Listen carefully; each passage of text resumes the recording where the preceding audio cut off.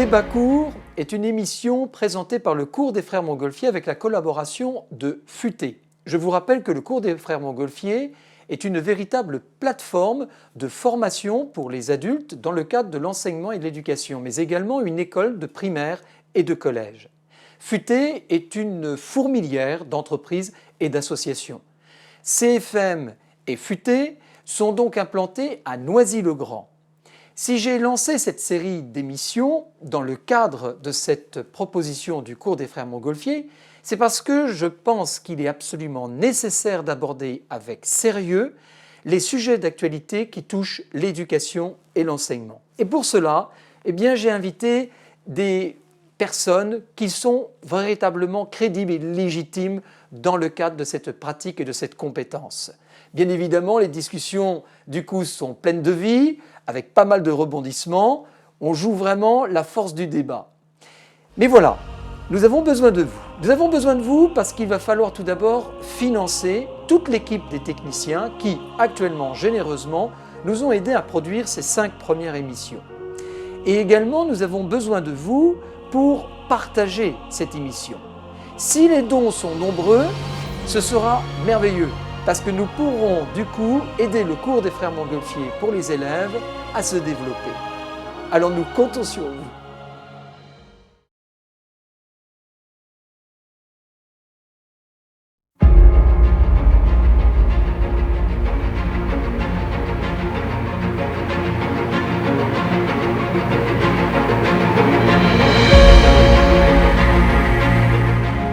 Bonjour à tous, le plaisir de vous proposer une série d'émissions dans le cadre des productions du cours des frères Montgolfier avec l'association de FUTE. En effet, ça va être une grande aventure, nous allons aborder des sujets divers et variés, mais qui touchent l'actualité. Nous allons l'aborder en ouvrant l'agora, en ouvrant un véritable échange avec des invités bien évidemment légitimes et crédibles pour pouvoir aborder les questions. 2 premiers sujets vont être abordés, donc 2 émissions qui vous seront proposées. La première, maintenant, nous allons aborder l'école à domicile et nous retrouverons les mêmes invités pour aborder les conséquences du confinement du début de l'année 2020. Alors, au milieu de nous, parmi nous plus exactement, nous avons Flavie.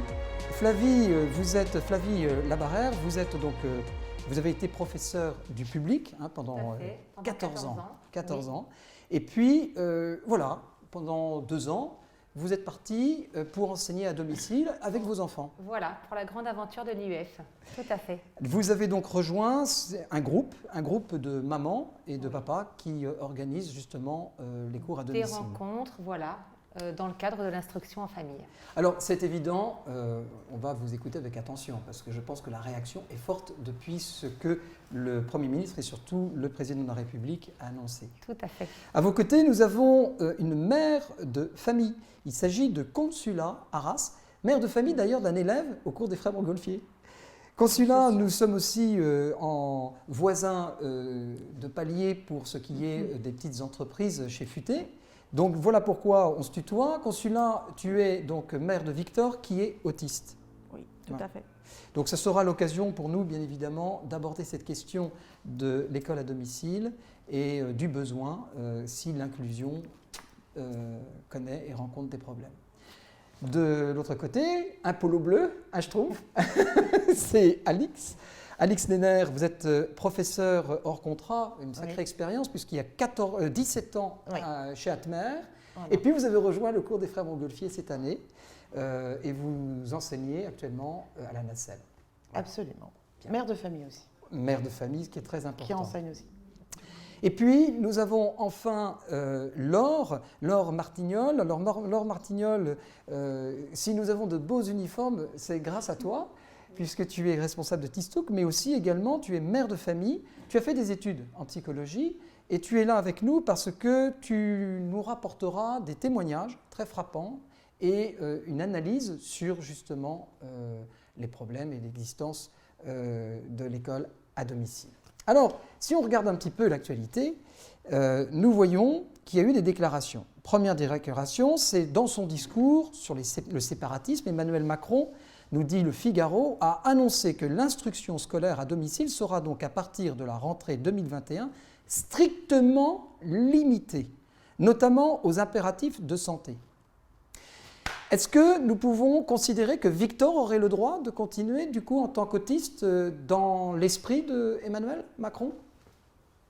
Le droit de continuer, peut-être oui, mais il faut que ce soit un choix, un vrai choix. Je connais des familles qui ont leurs enfants en éducation à domicile, qui est le choix de la famille, parce que l'handicap de l'enfant a généré cette situation qui est plus profitable. Mais est-ce que Victor l'aurait profité? Peut-être oui, parce qu'il a son handicap, il est reconnu handicapé. Est-ce que c'est ce que nous on veut? Alors c'est là où c'est très amusant. C'est très amusant Voilà. parce que moi j'ai une de mes cousines qui a d'ailleurs un enfant autiste. Et elle a combattu, elle a tout fait. Elle était sur la Loire-Atlantique, maintenant son enfant a plus de 20 ans. Mais toute la scolarité de ce garçon a été véritablement un calvaire parce qu'aucun établissement, public comme privé, n'acceptait la proposition d'inclusion. Et donc les exigences. Mais toi, c'est le contraire. C'est que, alors donc du coup, elle s'est dit, je dois du coup faire l'enseignement à domicile. Pour la petite histoire, nous on est arrivé à faire de l'école à domicile. C'est pas réellement notre choix, c'était plutôt quelque chose qui nous a été moyennement imposé, disons, parce que l'école, on a commencé en mi-temps dans l'école publique et finalement, en entrant au collège, l'école publique, il nous propose 2 heures d'inclusion à l'école. Est-ce qu'on peut dire qu'un enfant a accès à des apprentissages en 2 heures? Je ne crois pas trop, indifféremment d'enfants qu'il a un handicap ou non. Donc, il se retrouve doublement handicapé, forcément la famille doit compenser. Et notre choix, ou plutôt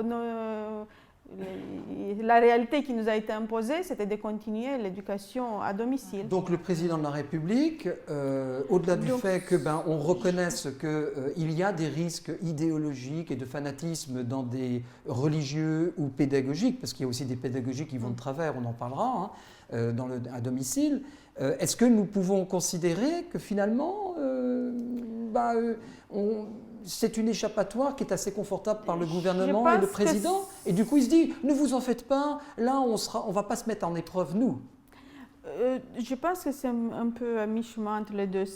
On justifie encore que les enfants qui sont déscolarisés, ils ont toujours une alternative. Et après, peut-être qu'il y a aussi des familles qui, carrément, leurs enfants ne peuvent pas suivre encore un cursus scolaire. J'en sais rien, peut-être qu'il y a aussi des enfants qui ont des phobies scolaires ou d'autres handicaps qui les empêchent réellement d'y aller à l'école. Mais c'est souvent les enfants qui ont un handicap, sont des enfants dont les familles veulent continuer la scolarisation. C'est rare, c'est peut-être un peu même, c'est quand on ne peut pas accéder à quelque chose qu'on le désire encore plus. Exactement. Et on voit bien avec Victor, Alix est témoin, nous avons Victor qui s'épanouit énormément et en tant qu'autiste, il est complètement en relation avec les élèves parce qu'il y a une inclusion qui est réussie. On ne va pas rentrer dans tous les détails, mais pour un enfant autiste, les garder à la maison, on va voir les avantages, les désavantages de l'école à domicile, mais c'est ce qui lui manque, c'est la partie sociale, les buts prioritaires de l'inclusion d'un enfant à l'école, c'est les apprentissages et la socialisation, mais encore plus pour un enfant qui a des difficultés de socialisation, c'est qu'il soit parmi les autres, pour apprendre par mimétisme, pour apprendre en contact avec les autres. Alors, Donc, voilà, on ne va pas rentrer dans ce débat, mais c'est... Je ne veux pas provoquer, mais quand même, est-ce qu'on pourrait dire d'un coup que le gouvernement et l'État est en train de réfléchir sur la suppression des cours à domicile, sauf quand finalement les conséquences retomberaient sur eux et ils ne veulent pas s'en charger parce que l'inclusion c'est joli, en 2009-2012 ça a marché, mais on voit bien dans nos établissements on est incapable de s'adapter et de former à l'inclusion. Donc du coup on se dit ouh là là là, on va se retrouver avec beaucoup de problèmes. Donc pas de domicile, sauf ceux qui nous enquiquinent et qui nous posent des problèmes. Comme d'habitude. Ça sent ça. Voilà. C'est exactement ça. L'école publique a toujours été Enfin, c'est très compliqué, on ne va pas dire qu'ils sont incapables, mais c'est très compliqué à l'école publique d'accepter un enfant handicapé. Enfin, tous les parents d'enfants handicapés le savent. Donc en primaire, grosso modo, on les met dans des petites structures, etc. Et après, c'était très compliqué. Donc effectivement, le gouvernement dit, on ne sait pas faire, gardez-le. Il y a un peu de ça quand même. Dans le public? Alors j'aimerais rebondir sur une autre chose dont vous parliez. Effectivement, il y a des personnes avec des enfants porteurs de handicap qui font ce choix de l'IEF, qui le font vraiment de manière consciente, non imposée, mais qui ont peur de se retrouver avec cette suppression de l'IEF avec d'autres enfants seulement porteurs de handicap. Or aujourd'hui, l'IEF, ce sont des sorties quotidiennes que je vis avec mes enfants où tout le monde est brassé, c'est-à-dire que mes enfants côtoient des personnes porteurs de handicap, non porteurs de handicap, etc. Et là, ce que craignent aussi ces familles-là, c'est justement de devoir être obligées de se regrouper entre elles déjà de manière limitée. C'est-à-dire que les enfants auront beaucoup moins de petits camarades qu'ils pourront retrouver quotidiennement ou dans des activités, etc. Et en plus, entre enfants, voilà, alors soit autistes, soit effectivement porteurs de handicap lourd, etc. Mais où est la mixité, justement, et ce mélange qui nous fait grandir? Alors, et le grand danger, c'est que moi je me souviens très bien en tant que directeur de Saint-Jean-de-Dieu, rue Le Courbe, enfants handicapés, je me souviens très très bien qu'il y a eu un moment donné où on commençait à poser la question de l'identité de l'élève chez l'enfant handicapé. C'est-à-dire que même son identité d'élève commençait à être mise en question, en se disant, bon, il est en unité d'enseignement. S'il quitte le statut d'élève de primaire ou de collège ou de lycée, l'enfant n'est plus considéré à ce moment-là handicapé comme un élève, mais comme seulement un citoyen handicapé qui bénéficie d'un soutien scolaire et d'accompagnement scolaire. Alors que la personne handicapée, a le droit à son identité, bien reconnue d'élève, et deux, ne peut pas être soit cloisonnée dans un IEM ou une unité d'enseignement qui n'est même plus une école, ou encore chez papa-maman parce que l'inclusion n'arrive pas à fonctionner. Du coup, ça veut dire que l'école de demain à domicile ne serait que seulement un petit nid de personnes handicapées, point barre, sans aucune pluralité.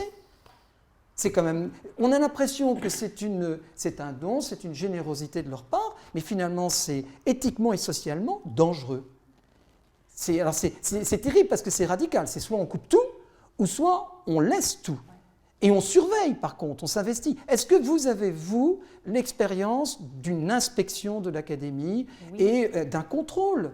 Tout à fait. Et même d'un accompagnement? Effectivement, oui, oui, oui. Il est important de rappeler qu'une famille IEF est une famille réglementée. C'est une famille qui est déclarée. Elle se déclare auprès de la mairie et elle se déclare auprès de l'inspection, auprès du rectorat. Et cette famille va être suivie, les enfants particulièrement, vont être suivis dans leur scolarité. En fonction de quoi? En fonction du socle commun, le socle établi par l'Éducation nationale. Et donc, c'est un contrôle, une enquête de la mairie, une fois tous les 2 ans, mais qui commence dès la première année de déclaration en instruction en famille. Et du côté de l'inspection, c'est un contrôle annuel qui, s'il ne répond pas aux attentes établies par ce fameux socle, est reconduit, donc un deuxième contrôle. Et si les recommandations de l'inspecteur, des conseillers pédagogiques qui ont été rencontrés n'ont pas été suivies ou n'ont pas abouti, c'est une injonction de rescolarisation dans les 15 jours. Est-ce que ce contrôle-là, ce pilotage, il est régulier, ou est-ce qu'il n'y a pas suffisamment d'effectifs chez les inspecteurs et que ça pose aussi un problème économique actuellement? Est-ce que derrière, il n'y aurait pas justement un manque de personnel et que ce serait un investissement et que ça finit par coûter cher? Alors, c'est une des hypothèses. N'étant pas de l'autre côté, effectivement, c'est difficile de me prononcer. En revanche, les familles regrettent un petit peu qu'il n'y ait pas des inspecteurs dédiés à l'IEF. On sent que d'un contrôle à l'autre, les modalités sont complètement différentes. Autrement dit, le même enfant peut être contrôlé 15 minutes par un inspecteur et 2 heures par un autre. Donc c'est quelque chose qui est regrettable. Peut-être que si les inspecteurs étaient formés de manière uniforme, il y a un vade-mecum, il y a des grandes lignes directives qui sont données. Malgré tout, sur le terrain, les familles IEF n'en font pas l'expérience, voilà, de cette homogénéité dans le contrôle. peut-être qu'effectivement, il y a un manque de moyens dont les personnes pratiquant l'instruction peuvent ensuite voir lors des contrôles. Alors, 2 écoles sont bien entendu dans la ligne de mire de l'État et c'est assez justifié. Une école plus ou moins de confession chrétienne, semble-t-il, qui serait plutôt très intégriste, et puis de l'autre, une école de tendance islamiste, mais vraiment du mauvais côté.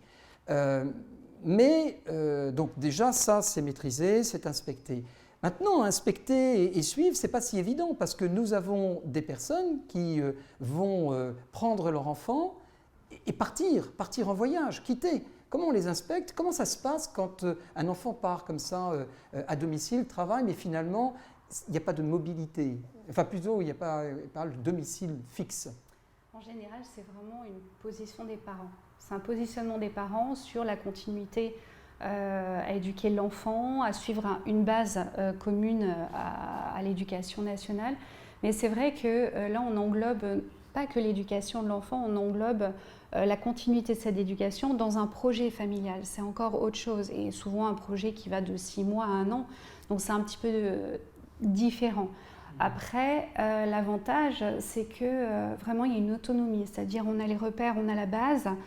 Après, c'est vrai, on ne va pas parler des parents qui n'ont pas les compétences forcément professionnelles. Tu en as rencontré? Tu as constaté ce manque de compétences? Non. Moi, c'est dans ce que j'ai vu d'articles ou de visionnage. C'est vrai qu'il y a le risque de la problématique de compétences, mais vraiment ce qui est bien pour l'enfant et du coup pour la famille, j'insiste là-dessus aussi parce qu'il y a toujours le binôme qu'il faut entrevoir quand même, c'est que l'enfant a plus de liberté. Il y a des parents qui choisissent carrément, il y a un programme établi, c'est telle heure, tel jour, et on fait comme ça. Il y en a d'autres, c'est est-ce que tu as envie aujourd'hui d'apprendre ou pas? C'est aussi quand même une grosse question. Est-ce que tu préfères apprendre ça ou ça, tout en restant dans une ligne d'éducation? Est-ce qu'on n'est pas dans le danger là d'une pédagogie un peu démago plus que pédago? Dans le sens, écoute, il n'y a surtout pas de frustration, etc. On peut tomber dans des dérives comme ça, hein, peace and love. Hein. C'est sûr, mais le côté adaptatif, je dirais, par rapport à ça, peut être important pour certains profils d'enfants. Que ce soit des phobies scolaires ou des enfants précoces ou d'autres types de profils d'enfants qui n'arrivent pas à suivre ou à rester en place ou qui bougent tout le temps. Ça peut être vraiment une chose qui les aide et qui les motive même dans leur apprentissage. Donc, il faut voir, c'est vraiment au cas par cas. Mais on est vraiment dans des situations comme ça aujourd'hui. Pour faire référence à d'autres situations de mamans qui ont décidé de faire classe à la maison, 1, 2 ou 3 enfants, il y a ce côté-là vraiment, je contrôle moi en tant que parent ce que je donne à apprendre à mes enfants, j'adapte au maximum à leur rythme, on ne va pas dire à leurs envies, mais à leur rythme en fonction de leur incapacité aussi. Ça peut être vraiment un handicap lourd ou léger, peu importe. Il y a cette prise en considération de la capacité réelle de l'enfant à fixer son attention, à suivre un exercice ou autre, en individuel et non pas en collectif. Après, c'est un danger aussi, bien évidemment. Alors, justement, dans leur contrat, on reçoit beaucoup de mamans ou de papas qui disent « bon, maintenant, c'est plus possible ». Et le premier argument que l'on entend, c'est « Monsieur de Serran, mais je suis à 100% maîtresse d'école. Je ne suis plus la maman. » Ou alors je n'ai que 10% de maman, je n'ai que 20% de maman, parce qu'ils se sont dit il faut quand même un peu de frustration, de la rigueur, il faut se lever, il faut combattre et tout. Et je préfère combattre entre 18h et 20h pour les devoirs du soir que toute la journée et retrouver un statut de maman. Donc, est-ce que c'est bénéfique finalement, le hors-contrat justement, d'apporter cet atterrissage et comment vous voyez, vous Alors moi je pense que le hors-contrat est effectivement bien, parce que c'est souvent le hors-contrat des petits effectifs, donc quand même on est un peu entre l'école à 40-35 élèves, dans le hors-contrat on est plutôt à 20, donc déjà ça pondère un peu. Après il y a effectivement des gens qui arrivent dans le hors-contrat parce qu'ils ont fait l'instruction à la maison jusqu'à 5, 6 ans, 7 ans, puis ils se disent non, bah là vraiment quand même, il faut qu'il ait des amis à l'école, il faut qu'il sache avoir effectivement des contraintes, parce que maman ne les pose pas forcément. Et ils arrivent dans le hors-contrat pour ces qualités-là. Et est-ce que, honnêtement, du hors-contrat, on voit des élèves qui partent après dans le public, dans le sous-contrat? En fait, ils vont d'étape en étape? Comment ça se passe? Alors moi je pense que le hors-contrat est une étape. On ne rentre pas dans CP en hors-contrat pour forcément passer son bac en hors-contrat. On peut être une partie de sa scolarité dans le hors-contrat parce que ça correspond à ce dont on a besoin, puis aller dans le public ou dans le sous-contrat. Bon, Il n'y a pas de oui. frontières fermées de l'un à l'autre. C'est très noble tout ça. C'est-à-dire qu'en fait, on peut se dire, bon voilà, heureusement, il faut maintenir à domicile. Après, il y a le hors-contrat qui va aider. Puis après, on ira dans le sous-contrat ou dans le public. Et puis, vous voyez, c'est bien fait. Mais finalement, est-ce que ce ne serait pas plus simple de ne pas mettre les enfants dans ces situations intermédiaires, bancales, et de les mettre tout de suite dans l'école, quoi, le sous-contrat éventuellement, et surtout le public? Non. Pourquoi? Parce que je pense que c'est la liberté des parents quand même, l'instruction. Ça, c'est constitutionnel. Je veux dire, les parents sont libres d'instruire leurs enfants. La République, de toute façon, donne l'exigence d'avoir une scolarité jusqu'à 16 ans. Et certains enfants pourraient être déscolarisés si on écoutait les parents. Mais de toute façon, je pense que le débat est un peu biaisé. Parce que le problème, il n'est pas dans les familles comme Flavie qui se déclare et qui fait la chose carrée, dans les normes. Le problème, en fait, il est pour les gens qui font ça et qui ne le déclarent pas. Et là, les enfants on ne sait pas où ils sont. Hors radar. Et on en a beaucoup? On en a beaucoup? En fait, là, on empêche des familles qui font ça sérieusement à cause de gens qui ne se déclarent pas. C'est encore les sérieux qui payent pour les pas sérieux. Et en fait, le problème, il n'est pas chez les gens qui instruisent à la maison. Le problème, il est chez les familles qui ne déclarent pas du tout d'instruction. Oui, et qu'on perd parce que quand il n'y a que 2 enfants, on ne peut pas les retrouver par les allocs, parce que par les déménagements, on ne sait plus où ils habitent, parce que par l'état civil, ils ont changé de ville, et ces enfants-là sont perdus. Mais en fait, ce n'est pas l'instruction en famille, ça. C'est la déscolarisation totale. Alors, ce qui est assez étonnant, c'est qu'il dit, le Premier ministre, il reconnaît que la lutte contre le communautarisme passe par le contrôle des familles qui retirent leurs enfants de l'école. Moi, il y a 2 termes qui ne me plaisent pas. C'est contrôle, d'accord, et considérer que finalement, une famille est dans une mauvaise politique du communautarisme. C'est-à-dire que la famille est quand même le berceau de la société. Ce n'est pas l'ennemi de l'État, la famille. Et donc, si en famille, il y a une école à domicile, on n'est pas dans le communautarisme. On est dans le communautarisme, puis une grande tour. Dans un quartier de banlieue, il y a une grande tour avec toutes les familles et toutes les mamas qui sont avec leurs enfants à domicile, soi-disant, et qui finalement se retrouvent toutes dans une même salle avec un imam, etc. Et ça fait peur au président. Et ça, il le dénonce. Enfin, je dirais que c'est quand même très rare. Il faut quand même le reconnaître. Et on voit bien que même l'hygiène, etc., n'est pas reconnue. Le RP n'est pas du tout, parce qu'en fait, c'est une école sans lettres. Et puis, on peut combattre ça sans combattre toutes les familles qui instruisent chez elles de façon classique et en sérieuse. Fait, c'est soit on élimine, soit on garde, mais on ne peut pas faire un juste milieu, quoi. C'est comme... Moi, l'impression que ça me donne, c'est on interdit tout parce qu'on ne sait pas trier. Donc, on interdit tout, comme ça, on n'a plus de... On n'a pas besoin de se poser des questions. Les personnes avec un handicap, dans ces cas? Pardon? Pourquoi stigmatiser les personnes en situation de handicap? Pourquoi eux, ils ont, entre guillemets, les droits? Mais parce qu'ils ne savent pas comment le gérer. Aussi, l'inclusion est très difficile à gérer. Même noble soit l'intention et cette loi, elle est très belle en soi. Oui, mais la réalité est très différente. Mais on force finalement ceux qui sont sérieux. On laisse ceux qui ne nous intéressent pas de côté. Et de toute manière, ceux qui sont hors radar resteront hors radar. Bien sûr. Ça ne résoudra pas le problème des enfants totalement déscolarisés. Les personnes qui ne veulent pas déclarer continueront de ne Bien pas sûr. déclarer. Effectivement. Donc on élimine, mais finalement on ne résout pas le problème des officieux. C'est-à-dire que ça ne forcera pas les autres à se déclarer, à se scolariser. Non. Finalement, c'est une mauvaise idée ?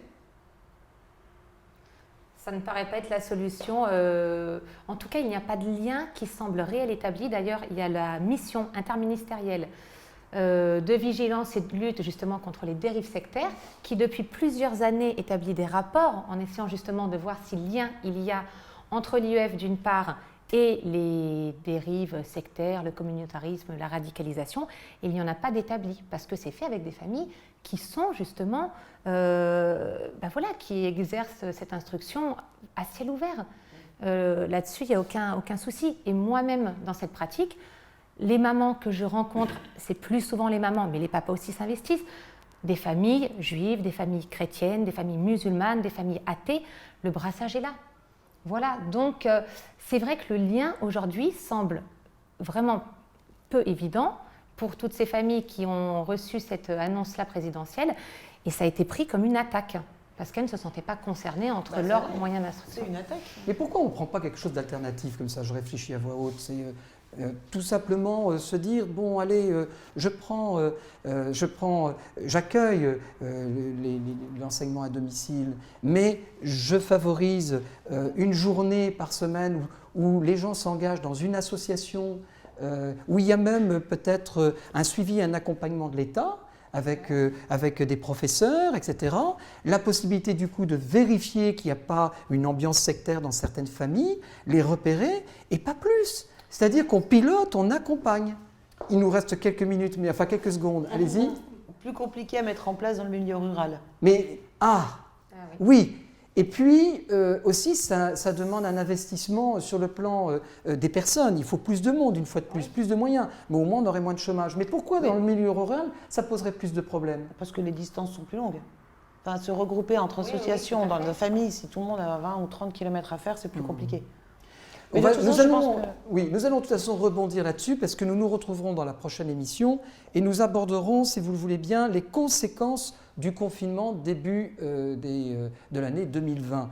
Alors je remercie bien évidemment FUTE qui nous accueille, qui est donc la fourmilière Université des Talents Énergie sur Noisy-le-Grand et qui accueille également notre école, le cours des Frères Montgolfier. Jules Badarini, réalisateur et technicien audiovisuel, nous allons avoir Badarani, pardon, voilà, on me le dit dans l'oreillette, mais décidément, c'est terrible. Jules Badarani, voilà, réalisateur, technicien audiovisuel. On a Margot Siari et Lou Muller qui sont cadreuses. Nous avons Pauline Ribet qui est cadreuse mais également chef de plateau et Camille Duranton, ingénieur du son. Tout ce petit monde-là, nous les remercions tendrement. Nous nous retrouvons, je pense que ça peut être très intéressant de suivre ce deuxième thème.